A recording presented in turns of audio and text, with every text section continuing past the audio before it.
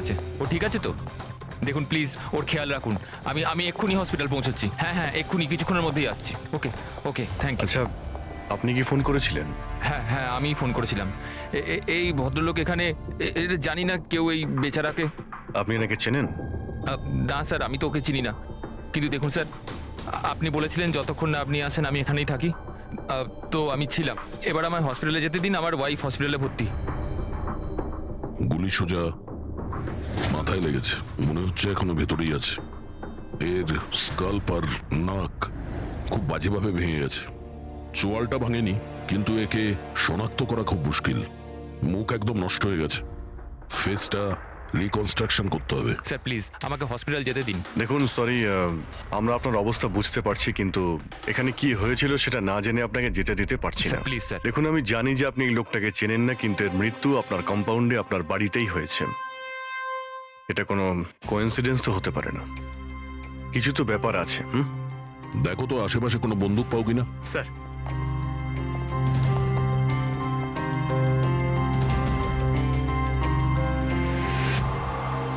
ভাই ভাই, you don't worry, আমি খবর নিয়েছি, বৌদি একদম ঠিক আছে হসপিটালে।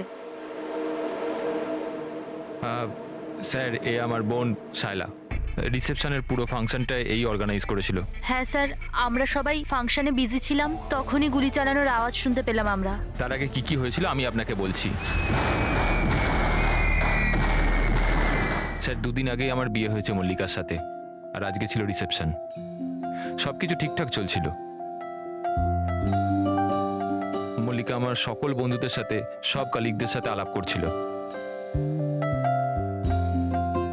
হ্যাঁ, কিছু লোক ছিল যাদের মল্লিকাকে নিয়ে প্রবলেম হচ্ছিল, কারণ ওরা ভাবছিল মল্লিকা আমার স্টেটাসের সমান নয়। বেদান্ত এই মেয়েটাকে বিয়ে করেছে, আর কোনো মেয়ে পেল না? কমসে কম কোনো নিজের স্ট্যাটাসের মেয়েকে নিয়ে আসতো। জানি না কোন বস্তি থেকে নিয়ে এসেছে একে। আই এম শিওর যে এই একে ফাঁসিয়েছে। কিন্তু আমার এইসব কথায় না তো কোনো সমস্যা হয়েছে, না তো হবে। হঠাৎ আমি দুজনকে পার্টিতে আসতে দেখলাম, একটা লোক এবং একজন মহিলা, হাতে ক্যামেরা, গলায় আইডি কার্ড। আমি ভাবলাম হবে হয়তো কোনো রিপোর্টার। তারপর মল্লিকার সাথে কথা বলা শুরু করলো। কে জানে কি জিজ্ঞেস করছিল ওকে, কিন্তু মল্লিকা ওদের কথা শুনে যেন বিচলিত হচ্ছিল। ও ভেতরে চলে গেল। আমি ভাবলাম আমি গিয়ে ওকে আটকাই। আমি রিপোর্টারগুলোর পিছু নিতেই যাচ্ছিলাম কি কেউ একজন আমায় ডাকলো। ওর কয়েক মিনিট বাদেই গুলি চলার আওয়াজটা এলো, আর আমরা সবাই ছুটে বাইরে বেরিয়ে এলাম। আপনারা পিছনে থাকুন, পেছনে সরে দাঁড়ান। সরুন সরুন। আর তারপরেই আমি আপনাকে ফোন করলাম, আর মল্লিকাকে হসপিটাল নিয়ে যাওয়া হলো। আচ্ছা, ওই যে দুটো রিপোর্টার এসেছিল পার্টিতে, ওরা কি কথা বলছিল কিছু শুনেছো তোমরা? আগে না স্যার। আগে হ্যাঁ, আমি শুনেছিলাম কথা বলতে। আমি তো এখানেই দাঁড়িয়েছিলাম, আমার বন্ধুর সাথে কথা বলছিলাম। রিপোর্টারের নাম পামেলা আর করণ, আর ওরা বম্বে ক্রনিকল টাইমসের ছিল। গুড, এ তো খুব ভালো কথা। আর কিছু শুনেছিলেন?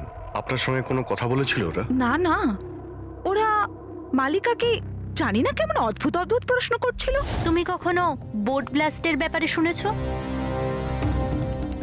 তুমি নিশ্চয়ই বোটে বন্দুক সহ একজন মানুষকে দেখেছো। নো প্রবলেম, আমি নিজেই খুঁজে নেব। বেচারি মালিকা খুব ঘাবড়ে গেছিল আর ভেতরে চলে গেল, আর কিছুক্ষণ পরে গুলির আওয়াজ পাওয়া গেল। এরকম পাগল রিপোর্টার আমরা অনেক দেখেছি, আর আপনারাও খুব ভালোভাবে জানেন যে কোনো কারণ ছাড়া কোনো রিপোর্টার এরকম ফালতু প্রশ্ন করবে না। তো তোমার কি মনে হচ্ছে ওরা দুজন কোনো রিপোর্টার ছিল না? হতে পারে। ওরা যখন ভিতরে ঢুকেছিল তখন তোমরা গেটের সামনে ডিউটি করছিলে, তো ওদের দেখেছিলে তোমরা? গেটের বাইরে সিসিটিভি ক্যামেরা লাগানো আছে, নিশ্চয়ই ভেতরে আসলে দেখা যাবে। স্যার, ওদের এন্ট্রি রেজিস্টারেও আছে, যদি আপনি বলেন তো নিয়ে আসবো। এতে বলার কি আছে, তাড়াতাড়ি গিয়ে নিয়ে এসো, যাও তাড়াতাড়ি। অভিজিৎ, এই লোকটার পকেটে না কোনো আইডি আছে, না কোনো মোবাইল আছে, পকেট খালি। আর দ্বিতীয় কথা হলো, এর মাথায় গুলি লেগেছে পেছন থেকে, আর ডাইরেকশন দেখে মনে হচ্ছে যে গুলি ভেতর থেকে চলেছে। সব জায়গা খুঁজে নিয়েছি স্যার, কোথাও কিচ্ছু নেই। আর স্যার বন্দুকটাও সে বাড়িতে রেখে যায়নি। যদি বাড়িতে রেখে যেত হয়তো সবাই ভয় পেয়ে যেত। কিন্তু এরকম তো কোনো ব্যাপার নয় স্যার, আমাদের বাড়িতে তো অনেক রকম বন্দুক আছে। কি বলছেন, বাড়িতে? হ্যাঁ, কারণ দাদা তো গানসের ডিলার না। আপনি যেটা বলেননি যে আপনি বন্দুকের ডিলার? হ্যাঁ, কোথায় রাখেন আপনার এই গান? চলুন দেখান। আর হ্যাঁ, পার্টিতে আপনি যে যে গেস্টকে ইনভাইট করেছিলেন তাদের লিস্টটা আমরা চাই। হ্যাঁ, এক্সকিউজ মি। হ্যালো, কি? হ্যাঁ হ্যাঁ, আমি আমি আমি এক্ষুনি আসছি। ঠিক আছে, আমি আসছি। আমরাও যাব আপনার সাথে আপনার ওয়াইফের সঙ্গে দেখা করতে। হতে পারে এই খুনের সঙ্গে তার অজ্ঞান হয়ে যাওয়ার কোনো না কোনো রিলেশন আছে। মল্লিকার আগের জীবনটা পুরো সাদা, একদম ফাঁকা। ইনফ্যাক্ট যে হসপিটালে আমি ট্রাস্টি, মল্লিকা ওখানকার একটা পেশেন্ট ছিল। ওর অ্যাক্সিডেন্ট হয়েছিল আর শকের জন্য ওর সমস্ত স্মৃতিশক্তি চলে গেছিল। ও কে, কোথা থেকে এসছে, ওর সাথে কি হয়েছে, ওর কিচ্ছু মনে ছিল না। ওর তো নিজের নামটাও মনে ছিল না। মল্লিকা নামটা আমরা দিয়েছিলাম। আমি যখন ওর সাথে দেখা করলাম তো খুব বিচলিত ছিল, খুব ভয়ের মধ্যে ছিল।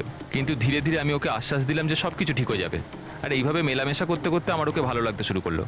ওর আগের জীবনটা নিয়ে আমার কোনো মাথা ব্যথা ছিল না স্যার, এই জন্য আমি ওকে বিয়ের প্রস্তাব দিলাম। কিন্তু স্যার, যবে থেকে মল্লিকা আমার জীবনে এসছে, ওর জীবনটা বিপদের মধ্যে পড়ে গেছে। তার মানে কি কি বলতে চাইছেন আপনি? স্যার, আগের সপ্তাহে আমরা সিটি স্কোয়ার মলে গেছিলাম। বিয়ের প্রস্তুতি একদম জোর কদমে চলছিল।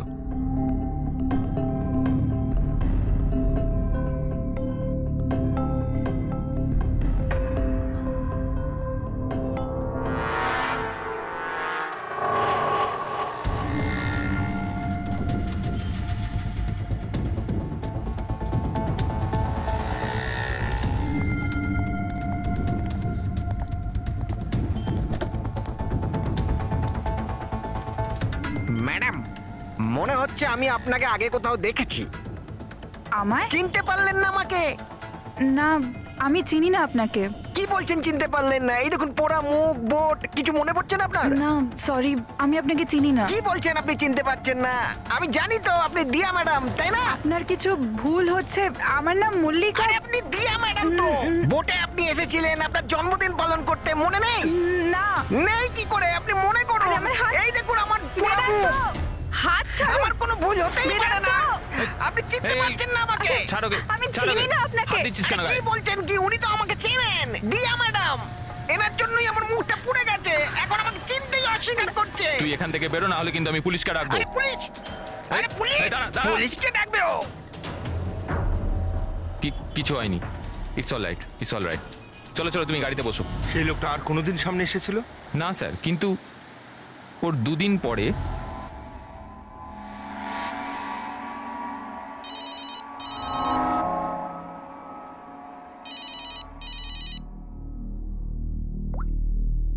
হ্যালো, কেমন আছো সোনিয়া? সোনিয়া? মনে হচ্ছে আপনার কোথাও ভুল হচ্ছে। এখানে সোনিয়া বলে কেউ থাকে না, রং নাম্বার।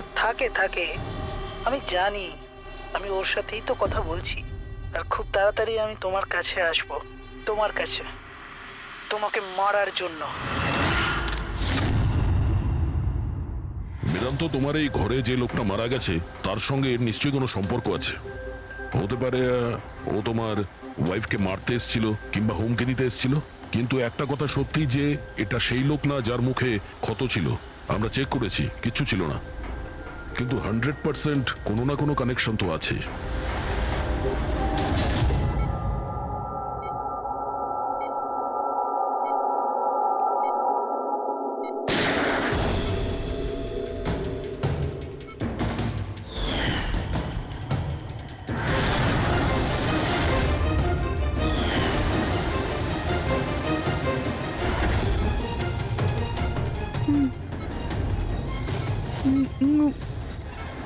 গুলি, গুলি, না না,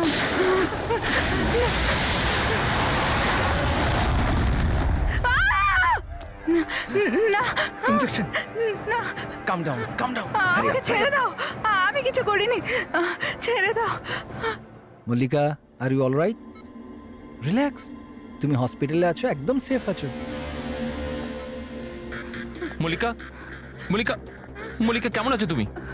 হ্যাঁ, ও গড, কেমন, ঠিক আছো তো তুমি? ঠিক আছো? ডক্টর ইশান্ত, আপনি বলছিলেন যে বেদান্তকে যে মল্লিকা একটু অস্থির হচ্ছিল, কিছু বিড়বিড় করছিল, কি হয়েছিল ওর? আসলে মল্লিকা যখন জ্ঞান ফিরল খুব অদ্ভুত ধরনের কথা বলছিল। এরকম মনে হচ্ছিল যেন ও এখানে তো আছে কিন্তু ওর মস্তিষ্ক অন্য কোথাও। মানেটা কি? এরকম মনে হচ্ছিল যেন ও কোনো পুরনো ঘটনার কথা মনে করছিল। ওর অবচেতন মন যেন ওই ঘটনাটাই দেখছে। মল্লিকা, দেখো, ঘাবড়িও না, কিচ্ছু হবে না তোমার। তুমি কি দেখেছো বলো, কি শুনেছো? গুলির আওয়াজে আমার চোখ খুলল। যখন যখন আমি চোখ খুললাম তো আমি অদ্ভুত অদ্ভুত জিনিস দেখছিলাম। একটা বোট আর আর আর একটা লোক ওই লোকটার হাতে একটা বন্দুক ছিল। আর বন্দুকটা আমার দিকে তাক করে আর আর ওই ব্লাস্ট হয়ে গেল। ওই ব্লাস্ট।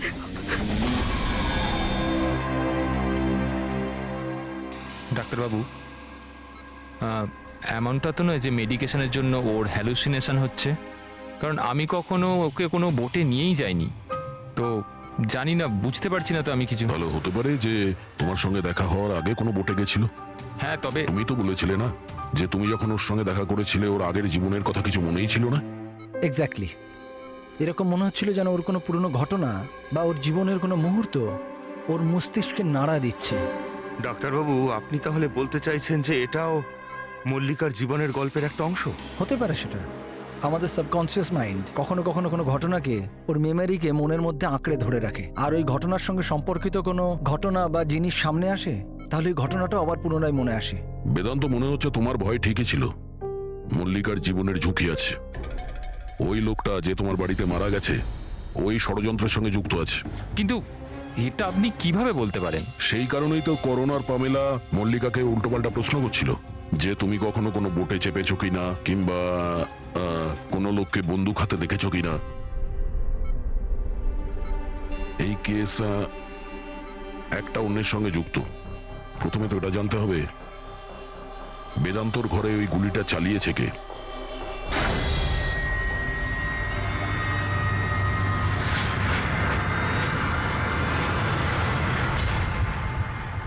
স্যার, এগুলো লিগ্যাল ডকুমেন্ট আর লাইসেন্স সব আমাদের কাছে আছে। আচ্ছা, এখানে এই রুমে কারা কারা আসতে পারে? এখানে বেদান্ত স্যার, মল্লিকা বৌদি আর শায়লা ম্যাডাম ওনার বন্ধু আসতে পারে। অদ্ভুত তো, এখানে তো সবাই আসতে পারে। অনেকে এখানে আসতো, তার মানে তো যে কেউ বন্দুক নিয়ে এখান থেকে ইউজ করতে পারে। স্যার, হ্যাঁ স্যার, এরা দুজন রিপোর্টার সেজে এসেছিল। সিসিটিভি ফুটেজে ধরা পড়েছে। মিডিয়া অফিসগুলো থেকে খোঁজ নিয়ে জানতে পারলাম যে এরা কোনো অফিসেই কাজ করে না। নকল রিপোর্টার? ঠিক আছে, এদের ব্যাপারে খোঁজ নাও আর এখানকার সমস্ত বন্দুক বাজেয়াপ্ত করো।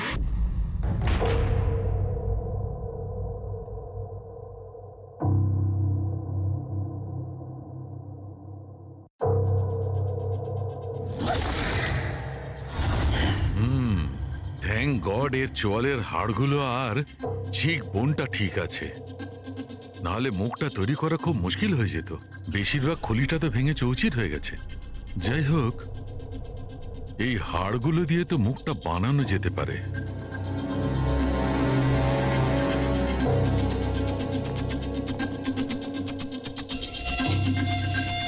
এর মধ্যেই আছে সেই বন্দুকটা যেটা দিয়ে ওকে গুলি করা হয়েছে। জানতে হবে প্রথমে এর মুখটা তো আগে তৈরি করি।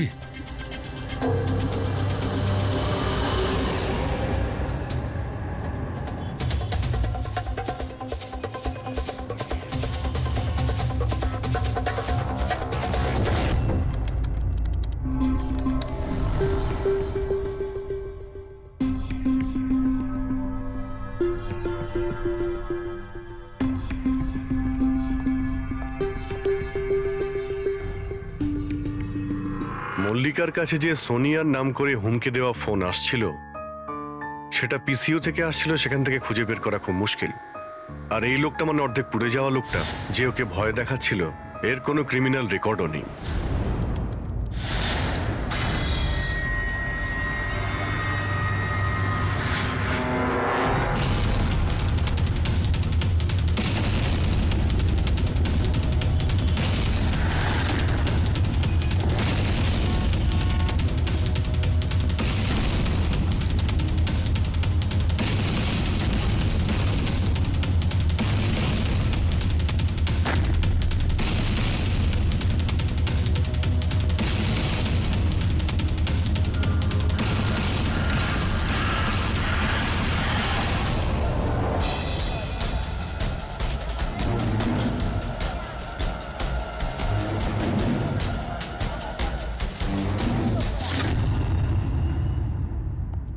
শুনুন,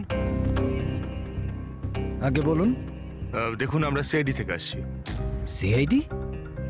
আমি আপনার কি হেল্প করতে পারি? এক মিনিট, একবার এই ফটোটা দেখুন। এরা কি কোনোদিন আপনার কাছ থেকে ক্যামেরা আর মাইক ভাড়া করে নিয়ে গেছিল এই 48 ঘন্টার ভেতরে? এক মিনিট দাঁড়ান, আমি চেক করে আপনাদের বলছি। আমি এক্ষুনি আসছি।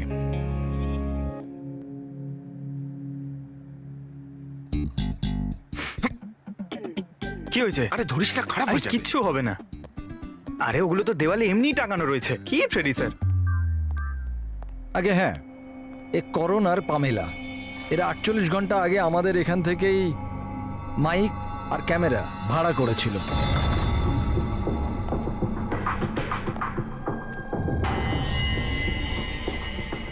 আপনারা কি জানেন মল্লিকার জীবনের ব্যাপারে? সত্যি কথা বলুন। স্যার, আমি আর আমার স্ত্রী থিয়েটার অ্যাক্টার্স। শায়লা আসলে আমাদের ফিনান্সিয়ালি অনেক উপকার করেছে। তো হি ইজ রাইট স্যার। আসলে আমাদের বলা হয়েছিল যে মল্লিকাকে অদ্ভুত অদ্ভুত প্রশ্ন করতে। আমরা তো শুধু ওটাই করেছি। বিশ্বাস করুন, আমরা এটা ছাড়া আর কিচ্ছু জানি না। প্লিজ আমাদের ওপর বিশ্বাস করুন। হেই, শায়লা এরকম কেন করবে? এমন কিছু তো আছে মল্লিকার গত জীবনের ব্যাপারে যে ওই মেয়েটা জানে আর আমাদের কাছে লুকোচ্ছে।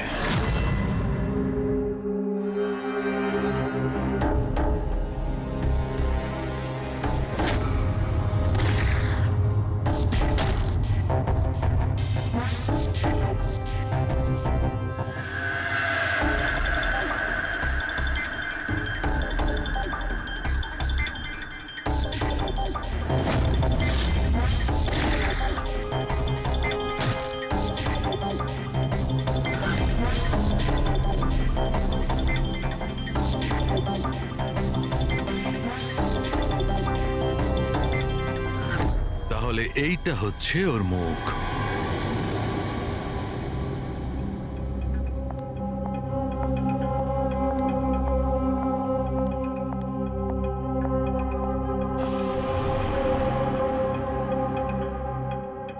আপনারা এখানে? দাদা বৌদি তো নেই বাড়িতে, ওরা হসপিটালে গেছে চেক আপের জন্য। হ্যাঁ, সেটা আমরা জানি। ওনাদের সাথে নয়, আমরা তোমার সাথে কথা বলতে চাই। আমার সাথে? একে চেনো? না স্যার। আর এদের চেনো? না স্যার। আরে এরা তোমার থিয়েটারের বন্ধু।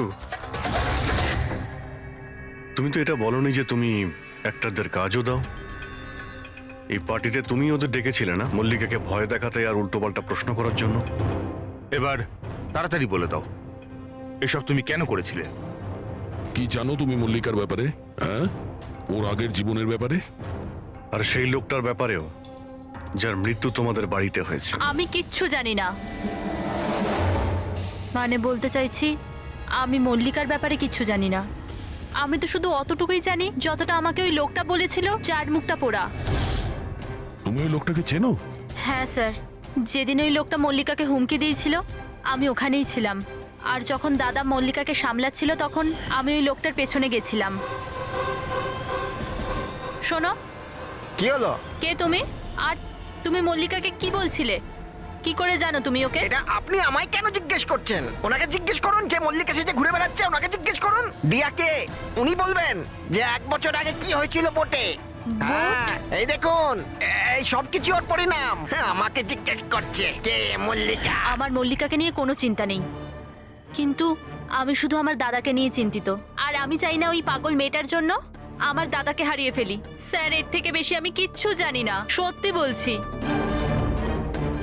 স্যার, তার মানে এটা তো ডেড এন্ড। ঠিক আছে, আপনি যান। এখন তো একটাই রাস্তা আছে। প্রথমে এটা জানতে হবে যে 1 বছর আগে এমন যতগুলো কেস হয়েছে সব কটা দেখো 10 মাস থেকে 1 বছরের মধ্যে। এই সময় বেদান্তর সঙ্গে মল্লিকার দেখা হয়েছিল হসপিটালে। ওকে? Yes sir. একবার যদি বোটে ব্লাস্টের ব্যাপারটা পরিষ্কার হয়ে যায় তাহলেই তদন্ত এগোনো যাবে। স্যার, হ্যাঁ, পেয়ে গেছি। এই দেখুন, 2016 নভেম্বরে একটা বোট ব্লাস্ট হয়েছিল কেরালায়। স্যার ওই বোটে 4 জন ছিল, হাজব্যান্ড ওয়াইফ, ওনাদের মেয়ে দিয়া, আর ওই বোটের মাঝি। বম ব্লাস্টের জন্য স্যার সবাই মারা গেছিল, শুধু ওই মাঝি ছাড়া। স্যার, এ তো মল্লিকা। মল্লিকা দিয়া, এর ফ্যামিলিতে আর কে কে আছে? স্যার মাথুর ফ্যামিলিতে 4 জন মেম্বার, হাজব্যান্ড ওয়াইফ, ওদের মেয়ে দিয়া, আর ওর ভাই রতন। 1 মিনিট স্যার, এই যে এটা ওর ফটো, রতনের। এটা তো সেই লোকটা যার মৃত্যুটা গুলি লেগে হয়েছে বেদান্তর বাড়িতে। কিন্তু স্যার, গুলিটা মারলো কে? এখন এই সব প্রশ্নের উত্তর কেরালাতে গেলেই জানতে পারা যাবে।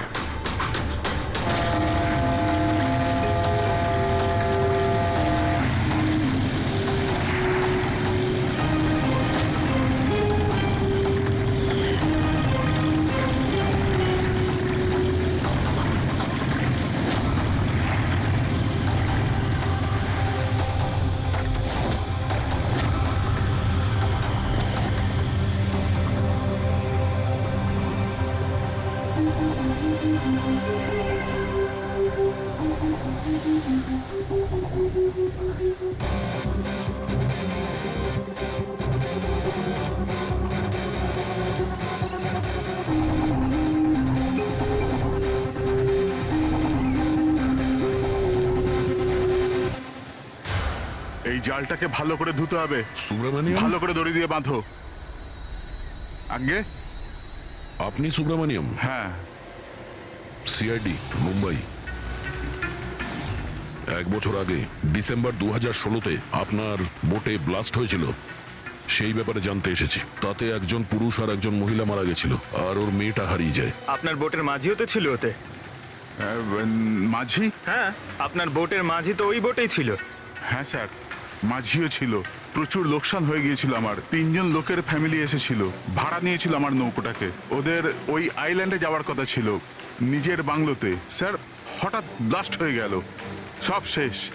আমার নৌকোটাও, আমার মাঝিটাও, ও বেচারাও খুব কষ্ট পেয়েছিল। অর্ধেক মুখ জ্বলে গিয়েছিল ওর। আচ্ছা, এই কান্তকে এখন কোথায় পাওয়া যাবে? এখন বলতে পারবো না স্যার, আমি জানি না ও কোথায় থাকে এখন।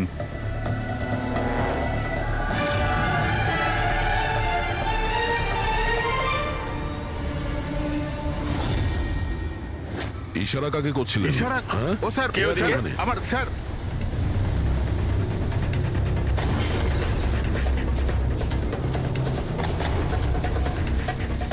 এই, এই, এই, এই, দাঁড়া।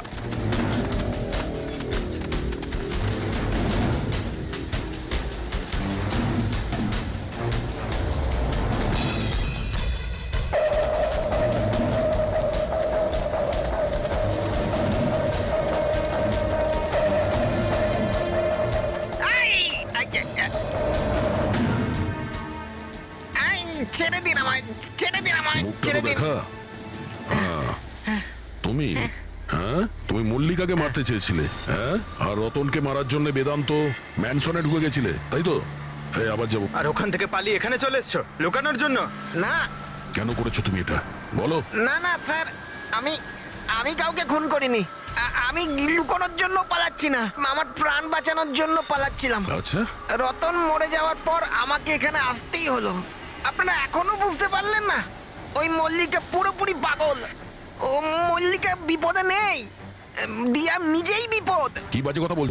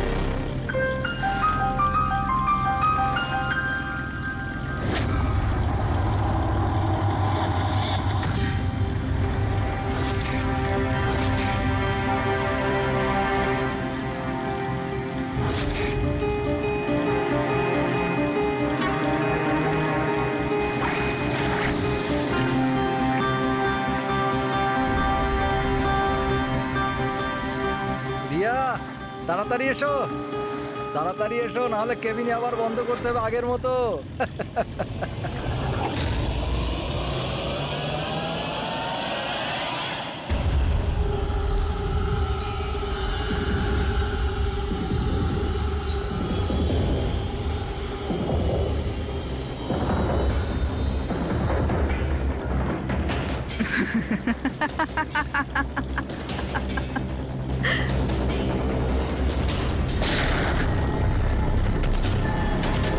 এটা আপনি কি করলেন? নিজের বাবা মাকে মেরে ফেললেন। দিয়া ম্যাডাম, এটা আপনি কি করলেন?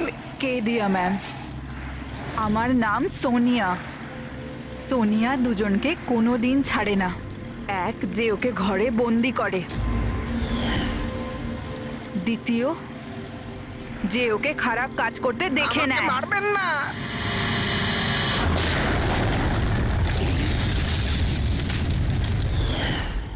আমি তো বেঁচে গেলাম, কিন্তু বোটটা জ্বলে যাওয়ায় আমার মুখটাই জ্বলে গেল।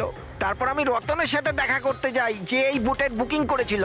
ও বলল কাউকে এটা বলতে না, যে একটা বড় দুর্ঘটনায় ওদের পুরো ফ্যামিলিটাই শেষ হয়ে গেছে। খুব বড় লোক ওরা, অনেক বদনাম হবে ওদের, এই জন্য বলিনি আমি। কিন্তু এটা কার জন্য হলো? ওই মাথুর বাবুর মেয়ে দিয়া, ওর পাগলামির জন্য। পাগলামো? হ্যাঁ, দিয়া, যাকে আপনারা মল্লিকা ভাবেন না, ওর দ্বিতীয় রূপ সোনিয়া। ওর ভেতরে একটা ভয়ঙ্কর পাগল খুনি বাস করছে। স্যার তার মানে স্প্লিট পার্সোনালিটি? যদি এ সত্যি কথাই বলে, তাহলে তো আমাদের আগে এটা জানতে হবে যে দিয়ার ভেতরে সোনিয়া ও রতনের খুন করেছে কিনা। আর যদি করে থাকে, তাহলে দিয়ার ভেতরে সোনিয়াকে যে কোনোভাবেই জাগাতে হবে।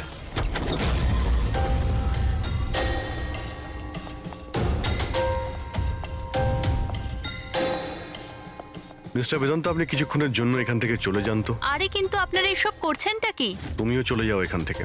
কিন্তু কিছু বলুন তো, ব্যাপারটা কি? সবকিছু বলবো, আপনি আগে এখান থেকে চলে যান প্লিজ। যান যান বাইরে। যান, তুমিও যাও। না না, আপনি না, আপনি ওখানে বসুন। স্যার, আপনি বসুন ওখানে। বেদান্ত, চলুন বসুন ওখানে। কি হয়েছে স্যার? সব ঠিক আছে? কিছু হয়নি, এবার হবে। আজকের পর থেকে না আপনি বেদান্তর সঙ্গে দেখা করবেন, আর না ওর বোনের সঙ্গে। শুধুমাত্র এদের দুজনের সঙ্গেই না, তুমি কারোর সঙ্গে দেখা করবে না। হ্যাঁ, কিন্তু কিন্তু বাদ দাও। একটা কথা পরিষ্কার করে শুনে রাখো সোনিয়া, না তুমি কারোর সঙ্গে দেখা করবে, আর না কারোর সঙ্গে কথা বলবে। আর আমাদের পারমিশন ছাড়া তুমি এই বাড়ি থেকে এক পাও বাইরে রাখবে না। এই বাড়িতে তুমি বন্দি। সোনিয়া, কেন কেন কেন যাব না? যাব, নিশ্চয়ই যাব, যাব। এইভাবে কথা বলবে না, আমি যাবই। তুমি কোথাও যাবে না। তুমি এইভাবে কথা বলবে না। বাইরে যাওয়া তো দূরের কথা, এই জলটা এখানে রাখা রইল। আমাদের পারমিশন ছাড়া তুমি এই জলটাও খেতে পারবো না, বুঝেছো?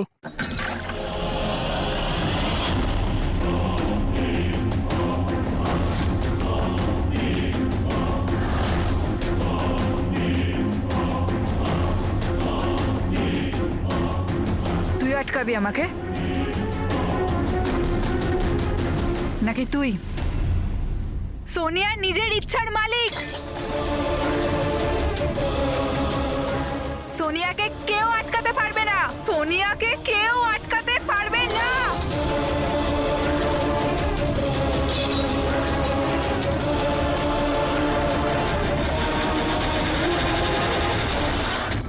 কাউকে ছাড়বো না, কাউকে ছাড়বো না আমি। ছাড়ো, ছাড়ো, ছাড়ো। এদিকে চুপ করে বসো। না, না, কিচ্ছু করতে পারবে না তোমরা, কিচ্ছু করতে পারবে না। সোনিয়া থাকতে দিয়ার কেউ কিচ্ছু করতে পারবে না, কিচ্ছু করতে পারবে না।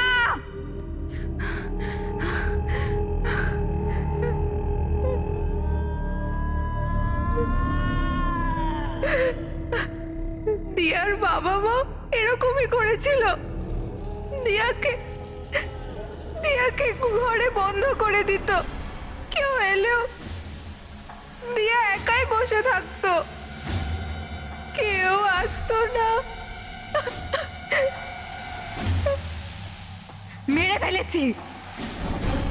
মেরে ফেলেছি আমি দিয়ার বাবা মাকে। তোমাদেরও মেরে দেব, তোমাদের সবাইকে মেরে দেব। কে তুমি? তোমার আসল পরিচয় কি?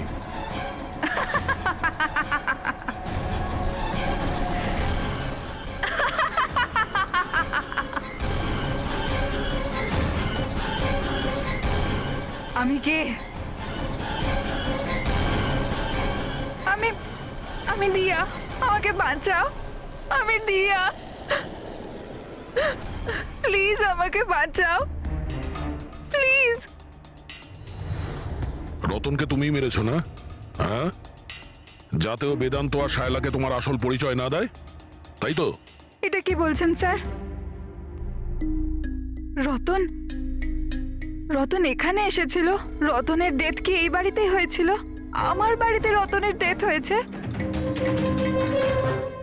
ভালো হয়েছে। খুব বিরক্ত করতো আমাকেও। যদি আমি ওকে গুলি মারতে পারতাম কত মজা হতো।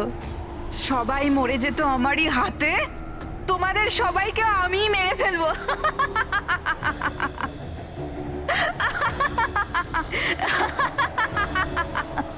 খোলো আমাকে, আমি বলে দিচ্ছি, আমাকে খুলে দাও, না হলে তোমাদের সবাইকে মেরে ফেলবো।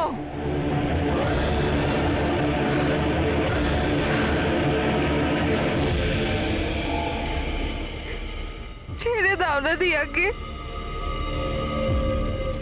প্লিজ প্লিজ আমায় ছেড়ে দাও। আমি কিচ্ছু জানি না।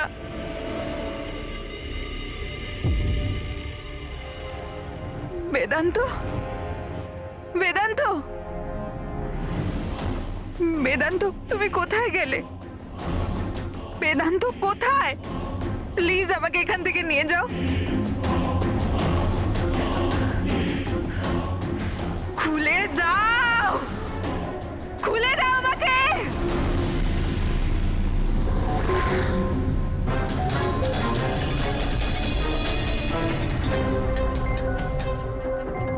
এই হচ্ছে সেই বন্দুক যেটা থেকে গুলি করা হয়েছে।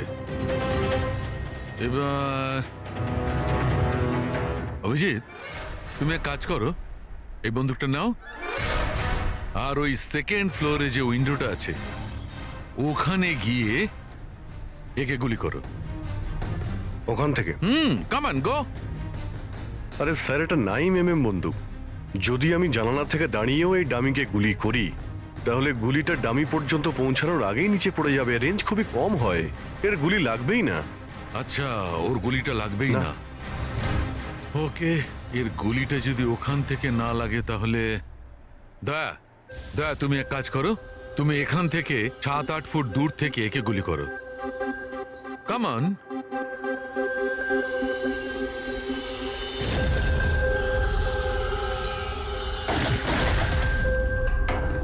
আপনি প্রমাণ কি করতে চাইছেন ডক্টর সালুখে? দয়া এটাই যে মল্লিকা বিপজ্জনক হতে পারে, খুনিও হতে পারে, কিন্তু ও নিজের ভাই রতনকে মারেনি।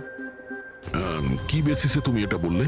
আমি বলছি, দয়া, যখন তুমি একে গুলি মেরেছো এই গুলিটা সিধে এখানে গিয়ে লেগেছে এর খুলিতে নিচের দিকে। হ্যাঁ, যদি এই গুলিটা সেকেন্ড ফ্লোর থেকে ছোঁড়া হতো তাহলে অভিজিৎ যেমন বলেছে ওই গুলিটা এখানে এসে পৌঁছতোই না, নিচে পড়ে যেত।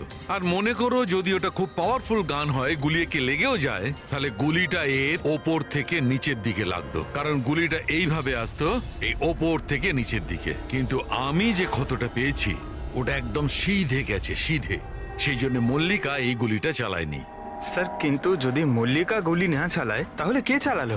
এই গুলিটা যেই চালিয়ে থাকুক ও এখানেই ছিল, এই গ্রাউন্ড ফ্লোরে, এরই আশেপাশে। তার মানে স্যার ও পার্টিতে উপস্থিত ছিল। আর যখন পার্টিতে ছিল তাহলে পার্টির জামা কাপড় পরেছিল। আর যদিও গুলি চালিয়েই থাকে তাহলে ওর কাপড়ে গান পাউডারও থাকবে। কারেক্ট। বেদান্ত বেদান্তর বন্ধু, মল্লিকা আর ওর ননদ আর ওই যে দুজন নকল রিপোর্টার ছিল না, ওদের সবার ড্রেস নিয়ে আসো, ওদের না জানিয়ে।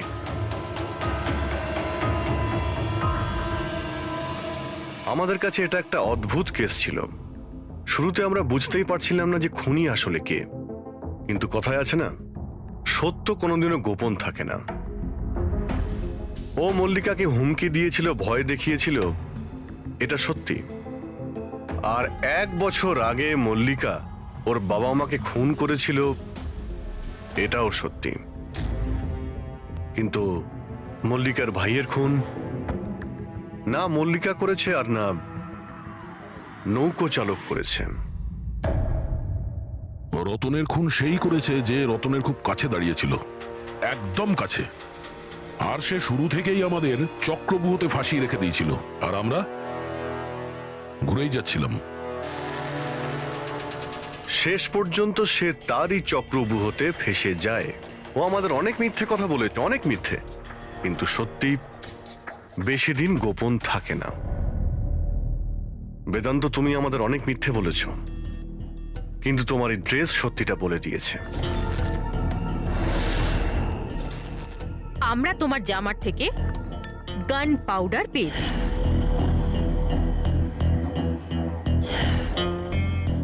আমি রতনকে গুলি মেরেছিলাম। রিসেপশনের একদিন আগে ওর একটা ফোন এসেছিল, আর ও রিসেপশনের দিনও এখানে এসেছিল। আমি ওর সাথে একা দেখা করতে গেলাম, কি সব উল্টোপাল্টা কথা বলছিল। বলছিল যে মল্লিকার মাথার ঠিক নেই, ওর নাকি ডিসঅ্যাসোসিয়েটিভ ডিসঅর্ডার আছে, স্প্লিট পার্সোনালিটি, জানি না আরো কি সব বলছিল।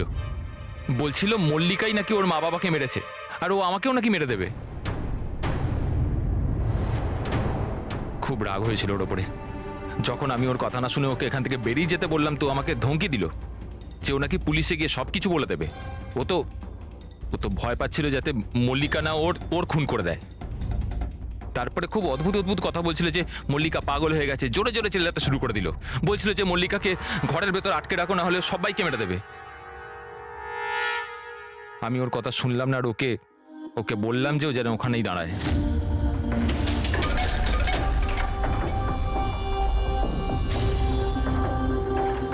ওকে আমি নিজের প্রাণের থেকেও বেশি ভালোবাসি। আর ওই রতন, আরে এই রতন ওকে পাগল বলছিল, ওকে জেলে পাঠাতে চাইছিল। সব কিছু শেষ হয়ে যেত, মল্লিকার জীবন, আমার ইমেজ, এই সব কিছু শেষ হয়ে যেত। সেটা তো মিস্টার বেদান্ত ধরে নাও শেষ হয়েই গিয়েছে। আর তুমি এটা কি করে ভাবলে যে তুমি কারো খুন করে দেবে আর তোমার জীবন আর ইমেজ ঠিক থাকবে? হ্যাঁ, মল্লিকা ওরফে দিয়া এই অপরাধ অজান্তে করেছে, সজ্ঞানে করেনি। কিন্তু তুমি সবকিছু জেনে এই অপরাধ করেছো।